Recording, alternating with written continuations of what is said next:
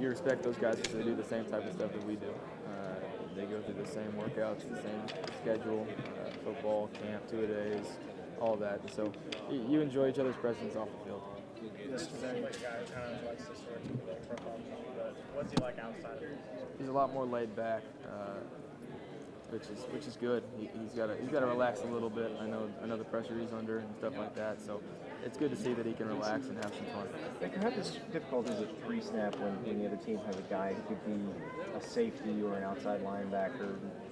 They can kind of shift between nickel and a base defense without changing personnel. It's very difficult. Yeah. The thing I compare that to is us having our two running backs in the backfield and being able to motion them out and go catch the ball. So it's personnel and a formation issue. So trying to guess whether you have a guy in the NFL like Cam Chancellor who could play linebacker, he could stand up on the defensive end, or he could go play safety. You don't know what kind of defense they're in, and it kind of mixes up the look. So it makes it interesting, and you got to be prepared, and that's why you got to watch a lot of film to kind of check the tendencies of the other people. That's what I was going to ask, because there are some teams now that will bring that guy down to the line of scrimmage too. You don't know whether they're going to blitz or drop back into coverage because they're so versatile. People that are like that, that's why they're so hard to find, and that's why they're a hot commodity, because they can mix up your defense and make it so much better just because you're not predictable when you have a guy like that. Describe your leadership style of the team. I'd say it's energetic, kind of enthusiastic, and kind of laid back at times, but then I know when to flip the switch on and get the guys going, and so that they know it's time to go and ready to play. And so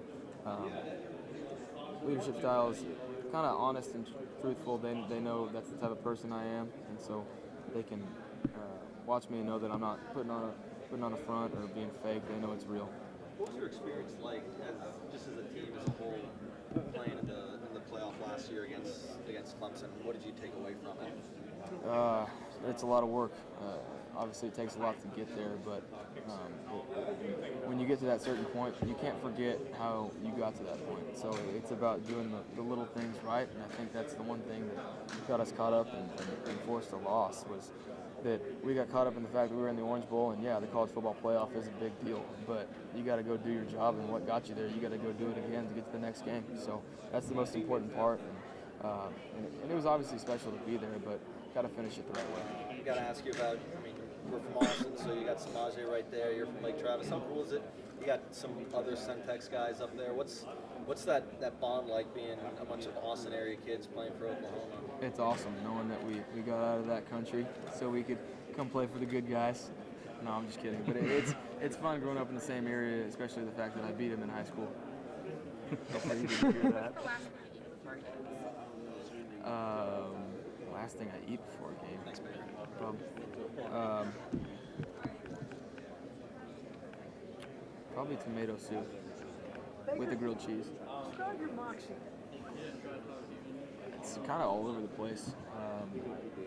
Energetic, I just said it earlier, energetic, laid back, but kind of a fearless passion for the game that the guys see and they kind of feed off of. You mentioned Michael Jones earlier. What are some other incoming freshman JUCO new guys that are making some buzz? I know it's early. Well, so we kind of have our receivers. We have a lot of them already set because we have so much depth right now that we don't even have any JUCO receivers coming in general. Okay, yeah. I'm excited. Rodney Anderson, who didn't play a lot last year, running back, who was hurt, so you could say he's kind of incoming. Got hurt his freshman year, the second game of the year last year. So excited to see what he's going to be capable of. Obviously, he has two guys ahead of him that are very talented, but he's also talented himself. So excited about what he's going to do. Nick Basquin, one of our receivers, and then Michael Jones. He's going to be a very good player. Jordan also mentioned Nick Basquin. I know they both are doing. Yep. Is he gonna? He's going to play a lot. He's going to play a lot, and people haven't heard of him. He walked on to OU, and obviously I have respect for a walk-on like that. It's put in the work, and he's worked his butt off to get his body right, and he's catching the ball well and making plays right now for us. Aside from Samaje coming over to your house, eating all your food, as he said he does a lot now since he lives closer to you. He does. Right. What? How happy are you now? Considering everything that you went through, to kind of find your, not only where you belong, but to be at a place in which was going to accept you, and be able to, fit your talents to them? It feels so much better. You're comfortable in the fact that you want to be somewhere where they want you to, and that's kind of the recruiting process is why kids get caught up in it because everybody says they want you, but you got to find the right fit and where it actually feels like home. So, knowing that the city of Norman and the whole state of Oklahoma, that they love their football, and the fact that they welcome me in with open arms, it makes it more fun and enjoyable for me because I know I'm going out there to play for somebody now. So it makes it fun. You being from Austin, you know how much the Texas game means. Oh, yeah.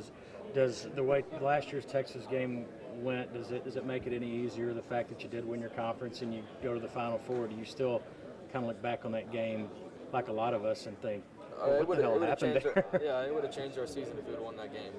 I mean, who knows what seed we would have had going into the college football playoff. I mean, that would have changed the whole dynamic of it. So got to take care of business week by week, and obviously in a rivalry game like that, it's very important. You want to win all your rivalry games every year. So obviously we'll be very focused on winning that one this year.